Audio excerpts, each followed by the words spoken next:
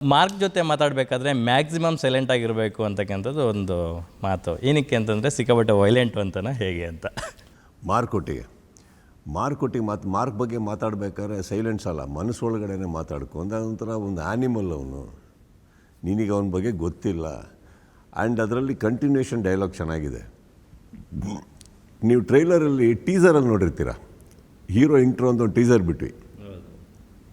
ಅದರಲ್ಲಿ ಒಂದು ಡೈಲಾಗ್ ಇದೆ ನಮ್ಮ ಡ್ರ್ಯಾಗನ್ ಅವ್ರದ್ದು, ಯಾರೋ ಅವನು ಮಾರ್ಕು ಅಂತ.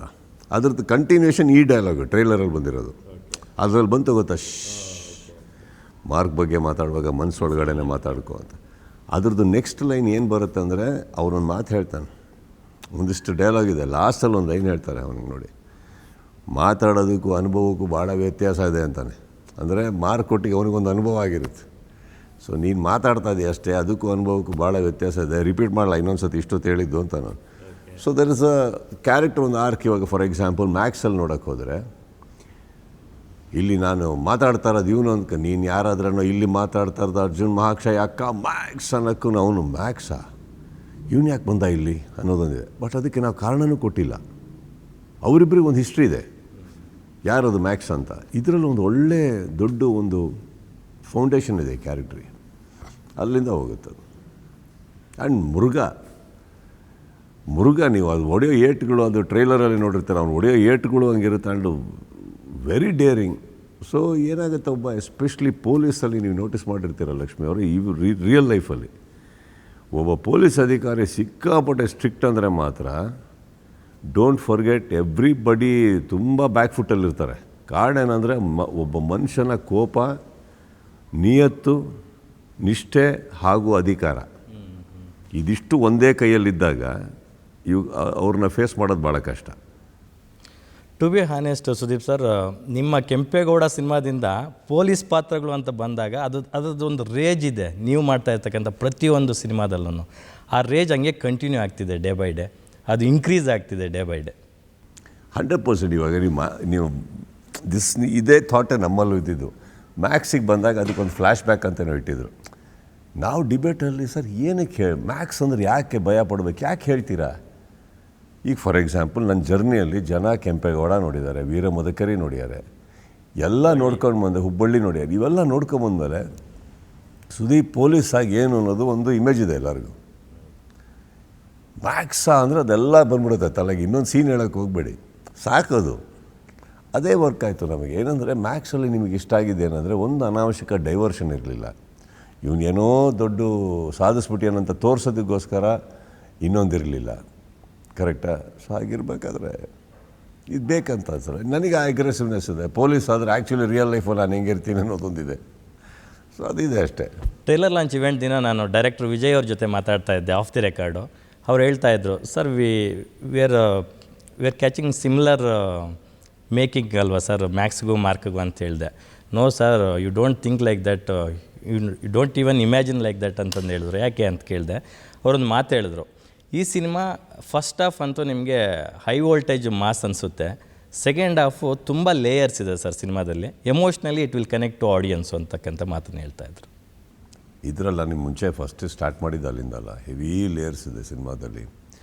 ಒಂದೊಂದೇ ಅನ್ಫೋಲ್ಡ್ ಆಗ್ತಾ ಹೋಗುತ್ತೆ. ಒಂದು ಇಮೋಷ್ನಲ್ ಟರ್ನ್ ಇದೆ ಲಾಸ್ಟಲ್ಲಿ. ತುಂಬ ಚೆನ್ನಾಗಿ ಬರೆದಿರಮ್ಮ. ನಾನು ಹೇಳೋದು, ಇದು ಪ್ರಪಂಚದಲ್ಲಿ ಯಾರು ಕೇಳೋಕ್ಕಾಗದಿರೋ, ನೋಡೋಕ್ಕಾಗದಿರೋ ಅದ್ಭುತ. ನಾನು ಮ್ಯಾಕ್ಸಿಗೂ ಹೇಳಿಲ್ಲ ಅದು. ಇಟ್ಸ್ ಎ ಬ್ಯೂಟಿಫುಲ್ ಎಂಟರ್ಟೈನರ್, ಪೈಸಾ ವಸೂಲ್ ಫಿಲ್ಮ್. ಆ್ಯಂಡ್ ನಿಮಗೆ ಹೊರಗಡೆ ನೋಡ್ಕೊಂಬರ್ಬೇಕಾದ್ರೆ ಕೆಟ್ಟದ ಬೈಕೊಂಬರೋ ಸಿನಿಮಾ ಅಲ್ಲ. ಕೊಟ್ಟಿರೋ ಕಾಸಿಗೆ ನೀವೇನು ಹೇಳ್ಕೊಂಡು ಹೋಗ್ತೀವಿ. ಇವಾಗ ಮ್ಯಾಕ್ಸ್ ಅದೇ ಟೀಮಿಂದ ನೀವೇನು ಎಕ್ಸ್ಪೆಕ್ಟ್ ಮಾಡ್ತೀರಿ? ಸಡನ್ನಾಗಿ ಇದೇ ಟೀಮಿಂದ ನೀವು ಮಾಣಿಕ್ಯ ಎಕ್ಸ್ಪೆಕ್ಟ್ ಮಾಡಲ್ಲ, ವಿಕ್ರಾಂತ್ ರೋಣ ಎಕ್ಸ್ಪೆಕ್ಟ್ ಮಾಡಲ್ಲ. ಮ್ಯಾಕ್ಸ್ ಥರನೇನೋ ಒಂದು ಇರುತ್ತೆ ಕಣ, ನನಗೆ ಮ್ಯಾಕ್ಸ್ ಇಷ್ಟ ಆಗಿತ್ತು. ಅದೇ ಥರ, as long as I am telling another story, as long as I am giving you better entertainment, better plot, better twist, better character arc. ಕರೆಕ್ಟಾ? ನಿಮಗೆ ಇಟ್ ಡಸಂಟ್ ಮ್ಯಾಟರ್. ಹೌದಾ ಇಲ್ವಾ? That's all it is. See fans ಅಷ್ಟೇ ಅಲ್ಲ, common audience ಕೂಡ expect ಮಾಡ್ತಾ ಇದ್ದಿದ್ದು ಸುದೀಪ್ ಸರಿಂದ ಇದನ್ನು. ಅಂದರೆ ಸಿನಿಮಾ ಈಗ ಫಾಸ್ಟ್ ಫುಡ್ಡು, ಫಾಸ್ಟ್ ಲೈಫ್ ಥರ ಆಗಿಬಿಟ್ಟಿದೆ. ಅಂದರೆ ಈಗ ನೀವು 1 ಮಿನಿಟು 10 ಮಿನಿಟ್ಸ್ ವೀಡಿಯೋಗಳು ಹಾಕಿದ್ರೆ ಯಾರೂ ನೋಡಲ್ಲ, 30 ಸೆಕೆಂಡ್ ರೀಲ್ ಆದರೆ ಇಮಿಡಿಯೇಟ್ ನೋಡ್ತಾರೆ, ಮುಂದಕ್ಕೆ ಹೋಗ್ತಾರೆ. ಸಿನಿಮಾ ಕೂಡ ಅದೇ ಥರ ಇರಬೇಕು ಅಂತ ನಿರೀಕ್ಷೆ ಮಾಡ್ತಾರೆ. ಅದು ಮ್ಯಾಕ್ಸಲ್ಲಿತ್ತು.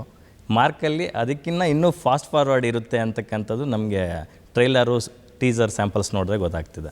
ಸಿ ಫಾರ್ ಎಕ್ಸಾಂಪಲ್ ಇವಾಗ ನಾನು ನಿಮಗೆ 30 ಸೆಕೆಂಡ್ಸ್ ರೀಲು ನಾನು ನಿಮಗೆ ಸಂತೋಷ್ ಥಿಯೇಟ್ರಲ್ಲಿ ಕೊಡ್ತೀನಿ, ಓಕೆನಾ? ನೀವು 30 ಸೆಕೆಂಡ್ಸ್ ರೀಲ್ ನಿಮಗೆ ಯಾವಾಗ ವರ್ಕೌಟ್ ಆಗೋದು ಅಂದರೆ, ನೀವು ಕಾರಲ್ಲಿ ಯಾವ ಟ್ರಾವೆಲ್ ಮಾಡ್ಬೇಕಾದ್ರೆ ನಿಮಗೆ ಇಂಟ್ರೆಸ್ಟ್ ಇರೋಲ್ಲ, ಯಾವುದೋ ಸಿನಿಮಾ ನೋಡೋ ಮೂಡಲ್ಲಿ ಇರೋಲ್ಲ ಅಂದ್ಕೊಳ್ಳೋಣ, ಯಾವುದೋ ಸೀರೀಸ್ ನೋಡೋ ಮೂಡಲ್ಲಿ ಇರೋಲ್ಲ ಅಂದ್ಕೊಳ್ಳೋಣ, ಅವಾಗ ನಿಮಗೆ ವರ್ಕ್ ಆಗೋದು 30 seconds 1 minute reel, not otherwise. 30 second reel work ಆಗುತ್ತೆ Lakshmi, not in Santosh theatre, not in Nartaki theatre, not in Orion mall, no. 30 seconds ನಿಮ್ಗೆ ಯಾವ ವರ್ಕ್ ಆಗುತ್ತೆ ಅಂದರೆ, when you are not in a mood for a bigger entertainment. ನಿಮಗೆ cinema ಬೇಡ, series ಬೇಡ, time ಪಾಸಿಗೆ ಏನಾದರೂ ಅಂದ್ಕೊಂಡು ಹಿಂಗೆ ಅನ್ಬೇಕಾದ್ರೆ ಒಂದೊಂದು 10 ನಿಮಿಷಕ್ಕೆ. ಬಟ್ ನೀವು ಸೀರಿಯಸ್ ಎಂಟರ್ಟೈನ್ಮೆಂಟ್ ಅಂತ ಬಂದಾಗ ಸಿನಿಮಾನ ನಾವು ರೀಲ್ ಥರ ಯಾವತ್ತೂ ಕ್ರಿಯೇಟ್ ಮಾಡಬಾರ್ದು. ಅಲ್ಲಿ ಓಡ್ತಾ ಇದೆ ಜನ ಆ ಸ್ಪೀಡಲ್ಲಿದ್ದಾರೆ ಅಂತ ನೀವು ಹೇಳಿದ್ರೆ ಖಂಡಿತ cinema is cinema, reel is reel. Like for example reel ಇವಾಗ ನಿಮ್ಗೆ 5 ನಿಮಿಷ ಆದರೆ ಹೆಂಗಿರುತ್ತೆ, ಇವನು ಯಾಕೆ ಇಷ್ಟೊತ್ತು ಮಾಡಿದ್ದಾನೆ ಅಂತ ಬರುತ್ತೆ. ಸಿನಿಮಾ ಹಾಗೆ 30 ಸೆಕೆಂಡ್ ಆಗಬಾರ್ದು, ರೀಲ್ ಹಾಗೆ 4 ಗಂಟೆ ಆಗಬಾರ್ದು. It is very different. ಈ ಸಂತೋಷ್ ಥಿಯೇಟ್ರ್ ಅಂತ ಥಿಯೇಟ್ರಲ್ಲಿ, ಇದು ಒರಾಯನ್ ಮಾಲಲ್ಲಿ, ಇನ್ನೊಂದು ಕಡೆ ಮಾಲಲ್ಲಿ ಹೋಗಿ ನೀವು ಒಂದು 200, 250, 300 ರೂಪಾಯಿ ಕೊಟ್ಟು ಸೀಟ್ ತೊಗೊಂಡು ಒಂದು ಪಾಪ್ಕಾರ್ನ್ ಇಟ್ಕೊಂಡು ಕೂತ್ಕೊಂಡಾಗ you definitely don't want a reel sir, you want a film. ನೀವು ಏನೇ ಸ್ಪೀಡಲ್ಲಿರಿ ಸರ್, ಫ್ಯಾಮಿಲಿ ಹತ್ರ ಹೋಗೋಕ್ಕೂ ಸ್ಲೋ ಡೌನ್ ಆಗಲ್ವಾ? ಹೌದು, ಆಗ್ತಿರಲ್ಲ. ಜೀವನದಲ್ಲಿ ನೀವು ಏನೇ ಸ್ಪೀಡಲ್ಲಿರಿ, ಒಂದು ಮೂಮೆಂಟ್ ಆಫ್ ದ ಡೇ ಅಲ್ಲಿ ನೀವು ಸ್ನೇಹಿತರ ಜೊತೆ ಕೂತಿರ್ಬೇಕಾದ್ರೆ ಇನ್ನೊಂದು ಎಲ್ಲೋ ಒಂದು ಕಡೆ ಸ್ಲೋ ಆಗಿ ನಿಮ್ಮ ಸ್ಪೀಡಿಗೆ ಬರಲ್ವ, ಅದೇ ಸಿನಿಮಾ. ಸಿನಿಮಾದಲ್ಲಿ ಸ್ಪೀಡು ಕತೆಗೆ ಸಂಬಂಧಪಟ್ಟಂಗೆ ಇರಬೇಕು. ರೀಲ್ ಮಾಡ್ತಾ ಇದ್ದಾರಂತ ನಾನು ಸಿನಿಮಾ ರೀಲ್ ಥರ ಮಾಡೋಕ್ಕೆ ಹೋದರೆ ಅಷ್ಟೇ 30 ಸೆಕೆಂಡ್ಸಲ್ಲಿ ಹೊರಟೋಗುತ್ತೆ ನಮಗೆ. ಭಾವನೆಗಳನ್ನೋದೇನಿದೆ, ನಾನು ಅದನ್ನು ಫೌಂಡೇಶನ್ ಹಾಕಿ ನಿಮ್ಗೆ ಹೇಳಬೇಕು. ಪಾತ್ರಗಳೇನಿದೆ ಅದಕ್ಕೂ ಫೌಂಡೇಶನ್ ಹಾಕಿ ನಿಮ್ಗೆ ಹೇಳಬೇಕು. ಒಂದು ಸಿನಿಮಾ ಬಂದುಬಿಟ್ಟು ಒಂದು elaborated version of story telling sir. ಇದಕ್ಕಿಂತ ಎಲಾಬೊರೇಟೆಡ್ ವರ್ಷನ್ ಬಂದಿರೋದು ನಿಮ್ಮ ಸೀರೀಸಲ್ಲಿ 8 ಎಪಿಸೋಡು, 10 ಎಪಿಸೋಡು. ಆ 10 ಎಪಿಸೋಡನ್ನ ನೀವು ಯಾವತ್ತೊಂದು ಸಹ ಒಳ್ಳೆ ಮೂಡಲ್ಲಿ ಇರಬೇಕಾದ್ರೆ ಒಂದು ಸ್ಟ್ರೆಚಲ್ಲಿ ಕೂತ್ಕೊಂಡು ನೋಡಲ್ವ ನೀವು? ನೋಡಿಲ್ಲ ನಾವೆಲ್ಲರೂ, ತುಂಬ ಇಷ್ಟ ಆಗ್ಬಿಟ್ರೆ. ಈಗ ನಾವು ಅಲ್ಲಿ ಹೋಗಿ ಇದು ಏನು ಅಂದರೆ ಒಂದೊಂದು episode at least 45 minutes to 1 hour ತೊಗೊಳ್ಳಿ ನೀವು, anything in between, correct sir? ಒಂದೇ ದಿನದಲ್ಲಿ ನೀವು 8 ಎಪಿಸೋಡು 10 ಎಪಿಸೋಡ್ ನೋಡಿದ್ದೀರಾ, each one is around 50 minutes ಅಂತ ಆ್ಯಾವ್ರೇಜ್ ತೊಗೊಂಡ್ರೆ ನೀವು ಎಷ್ಟು ನೋಡಿದ್ರಿ ನೀವು ಅವತ್ತು?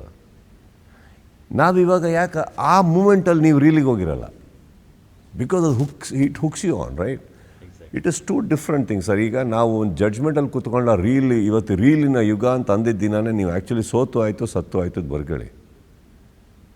ಅದು ಅಲ್ಲಿ ಪರದೆ ಮೇಲೆ ನೀವೊಂದು ಕತೆ ಅಂತ ಬಂದಾಗ, ಇವಾಗ ಅದೇ ಸ್ಪೀಡಲ್ಲಿ ನೀವು ನಾವಲ್ ಬರೀತೀರಾ? ಇವತ್ತು ಸ್ಪೀಡಿನ ಯುಗ ಅಂದ್ಬಿಟ್ಟು 2 ಪೇಜಲ್ಲಿ ಬರೀತೀರಾ ನಾವಲ್ಲು? ಸರ್ ನಿಮ್ಮ ನಾವಲ್ಲಿಗೆ ಹೇಳೋಕ್ಕೆ ಆಗಲ್ಲ. ಅದು 600 ಪೇಜ್ ಇರ್ಬೋದು, 50 ಪೇಜ್ ಇರ್ಬೋದು, 150 ಪೇಜ್ ಇರ್ಬೋದು. It all depends on what you train to say. Serious book is serious book sir. ಅದಕ್ಕೆ ಸೀರಿಯಸ್ ಇಲ್ಲದೇ ಇರೋ ಬುಕ್ಕು ಕಾಮಿಕ್ ಬುಕ್ಕು ಇಷ್ಟೇ ದಪ್ಪ ಇರುತ್ತೆ. ಸಿನಿಮಾ ಇಷ್ಟು ದೊಡ್ಡದು, ನಿಮ್ಮ ರೀಲು ಇಷ್ಟು, ಅದಕ್ಕೂ ಕಂಪ್ಯಾರಿಸನ್ನೇ ಬೇಡ. ರೀಲು ಎಲ್ಲರೂ ಮಿಸ್ಟೇಕ್ ಮಾಡ್ಕೊತಾ ಇರೋದು. ಇವತ್ತು ಸ್ಪೀಡ್ ಇರಬೇಕು, ರೀಲ್ ಇರಬೇಕು, ರೀಲಿನ ಯುಗ. ಅಲ್ಲೇ ಎಲ್ಲರದು ಸಿನಿಮಾ ಸೋಲ್ತಾ ಇರೋದು. ನಿಮ್ಮ ಸಿನಿಮಾ ಕತೆ ಏನು? ಆ ಕತೆಗೆ ಯಾವ ಸ್ಪೀಡ್ ಬೇಕು? ಅವಶ್ಯಕತೆ ಏನು, ಅನಾವಶ್ಯಕತೆ ಏನು? ಅದ್ರ ಮೇಲೆ ನಿಮ್ಮ ಕತೆ ಮುಗಿದೋಯ್ತು. ಗ್ಯಾರಂಟಿ ನ್ಯೂಸ್, ಸುದ್ದಿ ಖಚಿತ, ನ್ಯಾಯ ನಿಶ್ಚಿತ.